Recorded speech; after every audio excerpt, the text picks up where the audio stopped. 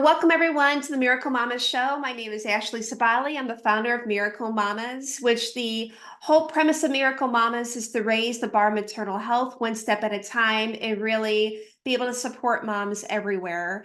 And today I have with me a really good friend of mine, Dawn. She is a friend I met through actually Passion Systems, and she is our current reigning Mrs. Midwest Galaxy. She's going to be competing at Galaxy International Pageants this August 2024. I'm super excited for her. She is also a wife, a mom, a grandmom, Mhm. and she is also on the board of directors for Healthy Hearts and Healthy Minds. And she has an amazing career as an administrator for a skilled nursing facility. Is that right, Dawn? Yes, it I'm sure I is. got Yes. that right. Okay. Mhm. That Yes, you have a lot going on. I So do. I did a little introduction, but can you tell our listeners and viewers more about you? Okay, yes. My name is Dawn. I'm originally from Rib Lake. I am residing in Fond du Lac right now because I did take the position of working as the administrator at St. Francis Home in Fond du Lac, Wisconsin, which I absolutely love. A lot of challenges, but lots of great staff, lots of great people. I'm also on the board of directors for New Beginnings, which is here in Fond du Lac, which is a home for girls that don't have a place to live while they're pregnant. And we give them the tools to become successful. So then after the baby is born, they have 3 months, and then they move on to better things. So we do help them with that. So that, and I also work mentor there a couple times a month. Sometimes it all depends on if we have any residents there or not. So I do work with that also. So with that program, do girls get to live there while during their pregnancy, or is that after they give birth, or both? Both. They live Okay. there during their pregnancy. And if they have any drug or alcohol problems, we make sure that they still have to go through the programs, if it's AA, NA, or any other programs with that. We work with case managers. We have had some where they've come back because they just need that extra care for learning, because most of them obviously are from broken homes and or just people just, you know what, you're done, we can't deal with you or something like that. So we help them, and we don't babysit them or their kids. Okay. We guide them. And I think that's one of the things that people need to understand, is that we are guiding them and making sure they are using the tools that we are providing for them. That's amazing. So you do a lot. So I think one of the questions that I think viewers or listeners will probably want to know is, how do you do it all? How do you compete in pageantry, which is an immense amount of work, all the community service work that you do, your career being a mom, a grandmom, a wife, how do you do it all? Well, it depends on which day it is, but Okay. I'm lucky enough. I have the most amazing support system, especially through my friends. They've really gone through, and my kids are older, obviously. And my grandkids actually have two granddaughters that graduated from high school this year. So I have older grandchildren. I'm not, we don't have the little ones. And I have a great company that I work for and where I'm at, that, they understand that pageantry is very important to me, because of what pageantry has opened up for me is to help others, is to bring things to other people. I do my Perfectly Prom, where girls give me gowns, and I hold events for young girls because I know what it was like to not have the money, to not have something when I was younger. And I want to be able to give that to others. I myself was a teen mom. I was 16 when I got pregnant with my first child, and he was 17 when I had him. Lots of struggles, lots and lots of struggles along the way. But I think now it's learning to realize what is so important in my life and how I prioritize. Some days get away from me, not gonna lie. Being an administrator can be challenging at times, but I have a great management team that does help with that also. And I'm really thankful that you're on the show today, because it was funny. I recently did some interviews of moms who are giving birth later in life, like in their Mhm. 30s, even and 40. I mean, I had children in my mid Yes. 30s as well. But I think what's really unique about this conversation is really the point of view from a teen mom, because Mhm. we do, I mean, it happens, right? I have a lot of people Yes. who I love very dearly, who are teen moms in my life, and family and friends. But there's a certain set of challenges that presents itself. And can you tell me a little bit about what the experience was to be a teen mom, during the pregnancy and delivery, that you would like to share? Yes, definitely. It was scary. And I was from a broken home. parents, my mom was an alcoholic at the time. So I didn't have the guidance. I was lucky, like I said, I was lucky enough to have some great friends and more like that, safe house to go to. Also, sometimes that, I could go there and I felt comfortable. When I had my son, I was thankful. He's 40, long time ago, 40 something. I'm trying to remember how 42, let's go with. So 42 years ago, when you had your child, you were in the hospital for a while. I remember on a Wednesday, I didn't go home till Sunday. And I was so thankful for that because I'm like, I don't know what I'm doing. Yes, I babysat for kids. I always did. But this one was coming home with me and I was the one responsible. And being in the hospital, you had videos, you watched the videos, you did. I did not have them in the room with me through the night, but during the day I did. I made sure bring him in by me. I stopped when he was hungry, I fed him. I didn't rely on that nurse because I knew, okay, I still have to take him home. So no one was going to be at home with me. And I was so thankful for that because when my mom, she's passed, it's been 20 years now, but it was hard because when she picked me up, brought me home, she left me. So I'm with this child by myself, kind of looking at each other like, now what do I do? I mean, my dad was home, but he wanted nothing to do with me because, his daughter got pregnant. So, it was such an odd situation. I have two older brothers and they had helped me. One of them, because I went back to school, I was still in high school. It was my senior year and I needed to graduate. I knew if I didn't keep going to school, I would be that statistic of having child after child after child, which I would never judge anybody, but I didn't want to be that one that didn't have anything in life. I wanted to keep going. So I went back to school after having him. It was 3 weeks later. I went back Wow. to school. I had to finish. I was lucky enough where I had good grades. I did have a tutor come out. The school did have a tutor, so that helped me through that too. But it was still scary. And I do thank that time for being in the hospital, that amount of time, because I did have to learn from them. I had to learn how to do some of the diapers. I had to learn formula, because breastfeeding wasn't really talked to me about back then. But like I was in high school, so I don't think they would have. But to have that part in the hospital is what made a huge difference. Later in life, when my mom stopped drinking, I mean, we got really close through things as close as we could.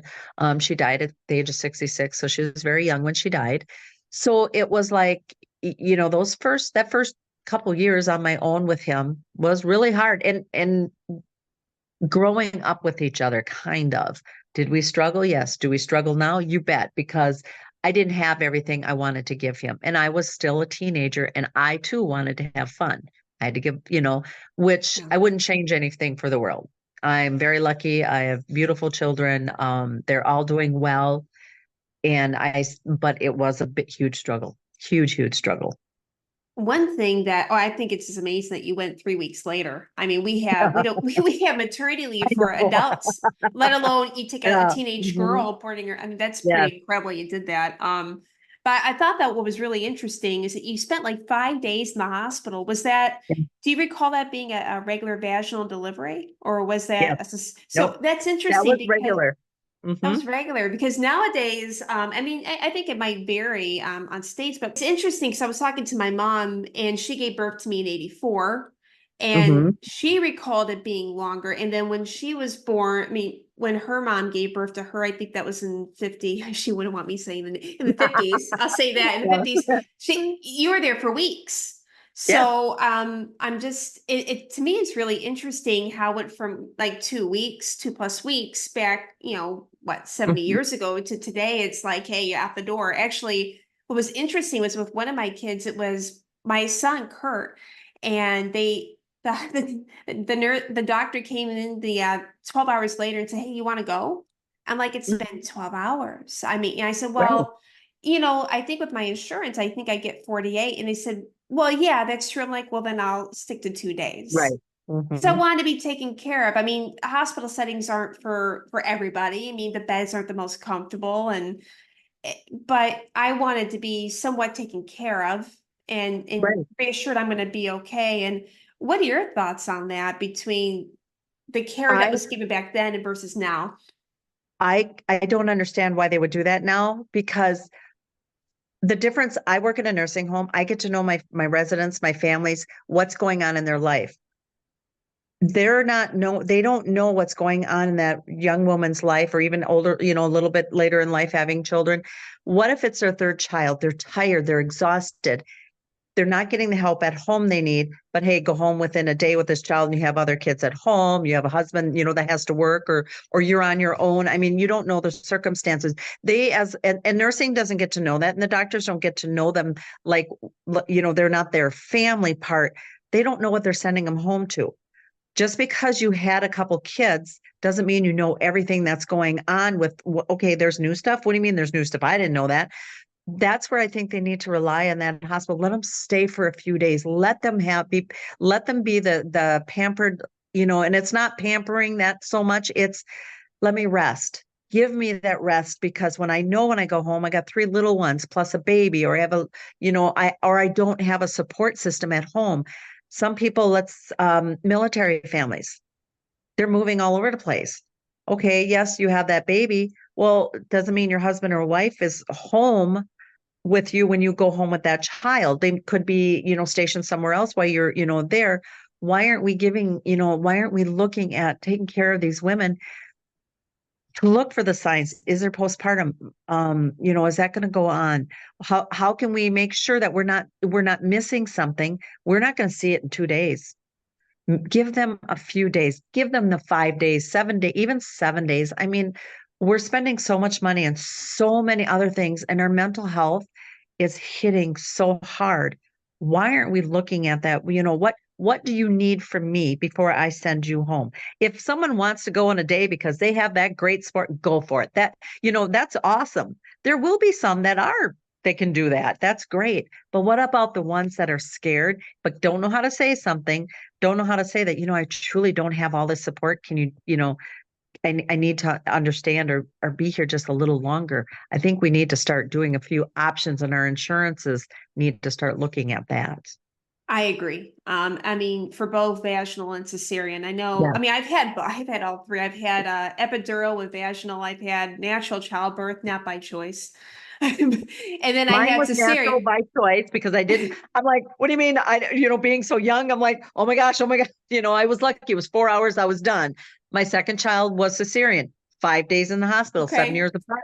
So 5 days in the hospital. Then still, it was like having a new child, because I'm like, okay, my oldest is 7. My husband had to leave for work the next day. He brought me home on a Sunday, left on Monday. So it's like, I think it's even harder. I think with the more kids you have, I mean, like when I yeah, had, especially like even Alice, I have 2 little ones at home. So it makes it even right. harder. And then you're recovering, depending if you have stitches, no matter where those Yeah. stitches are.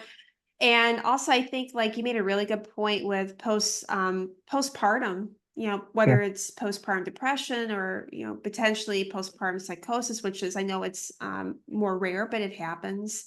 And Hmm. even baby blues. Like Yes. I didn't experience postpartum depression, but I did have baby blues. I know there's a difference there, Yes. and I did have it for a Right. couple of weeks for each, but you can't help it. And it's nice to have that support. And I think it's nice to even have a set of eye. I would have liked to have had maybe a little bit more time in a hospital setting just to make sure that not only the baby's okay, but mom's okay Am I? too.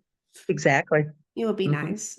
Yes, it would be. It just, we look at so many different things we pay for so many other things for insurance. Why aren't we taking care of our moms to support these babies, to support them, to, like I said, to look at so many different things and not just shove them out because, well, you're fine physically.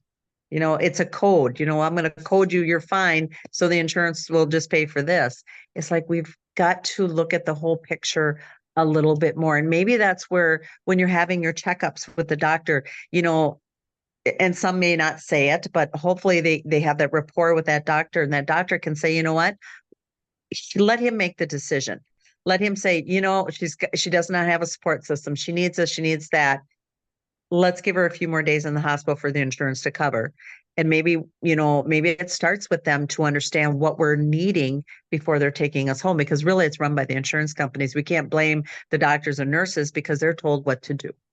Yeah, Not and that insurance companies aren't bad. I'm not saying that. I'm just saying, well, yeah, I mean, yeah, yeah, it's no, I think it's not the doctors or the nurses. I mean, I have right. the utmost respect for OBGYNs and Yeah. NICU nurses and, Oh, all so much. nurses and Yes. doctors. But there's definitely changes, and like what I Hmm. like to make are, see changes made at a federal level to have them trickle down to update hospital policies and procedures, as well as insurance companies to Yeah. get more support for moms. Easier said than done.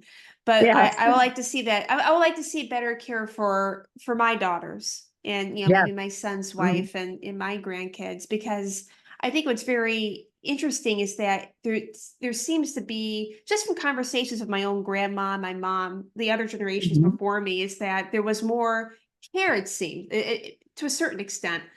Hmm. There was more longer stays in the hospital, Yes. and we're just not Yes. seeing that now. We're kind of like cattle. I mean, Yes. for lack of a better term, I mean, that's the analogy I've Hmm. experienced. I mean, it's like I felt like I'm moving cattle. Like, here, go to this appointment, you got a couple minutes, they'll check your Hmm. vitals, you're out the door. And Right.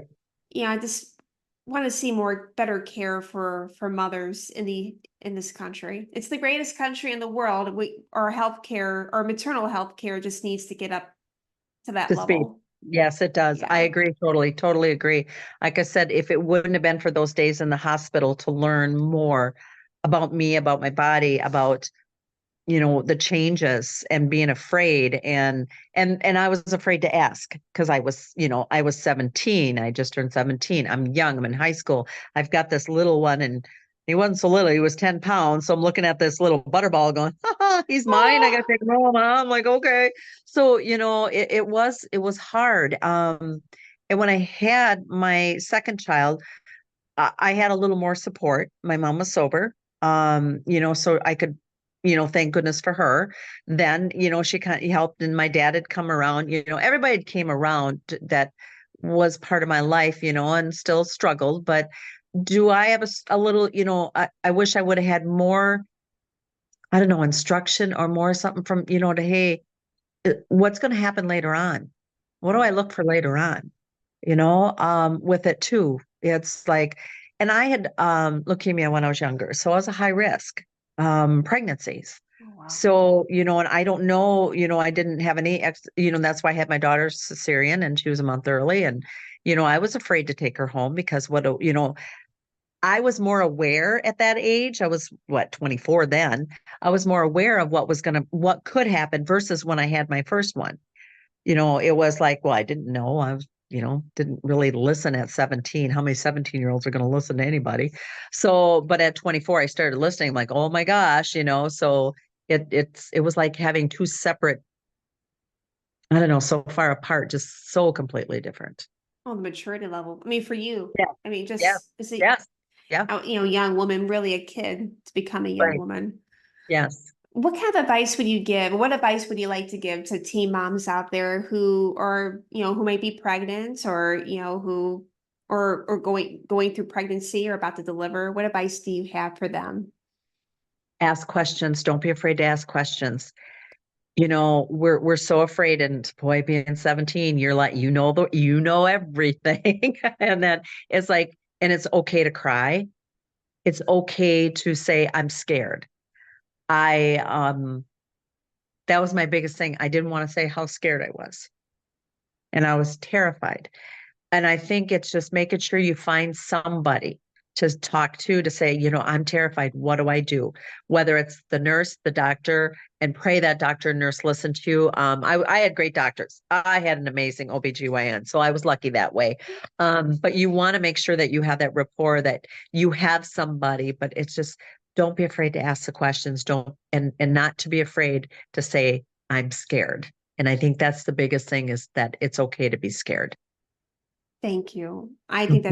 that's amazing advice. And do you have contact information for that organization that you work with for teen moms?